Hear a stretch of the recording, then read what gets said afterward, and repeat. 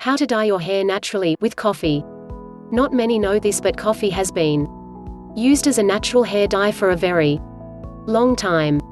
Coffee can turn your light hair darker, or give your naturally dark hair a healthy glow. Dyeing hair is common, and most people have done this at least once in their lifetime. Likewise, most people drink coffee, so why not use that coffee and make a hair dye with natural ingredients? It is important to note that dyeing your hair naturally sometimes does not last as long. However, it is equally important to note that this method of coloring your hair does not do damage to your hair. It can even strengthen it. There are over 5,000 different chemicals used in unnatural hair dyes per the National Cancer Institute. Many of these chemicals are known to cause cancer.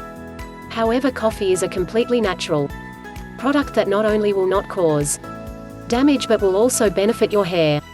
When using the all-natural coffee mixture, your hair will have the proper shine and shade. This mixture also helps grow your hair more quickly per a study that was published in the 2007 issue of International Journal of Dermatology. How to use coffee to dye your hair. Make strong organic coffee, preferably espresso. Non-organic coffee most likely contains some added chemicals. Let your coffee cool. Mix 2 cups of leave-in all-natural conditioner with 2 tablespoons of organic coffee grounds and 1 cup of cold brewed coffee. Apply the mixture onto your hair and leave in for about an hour. It will give your hair a beautiful chocolate color that is free from any damaging chemicals.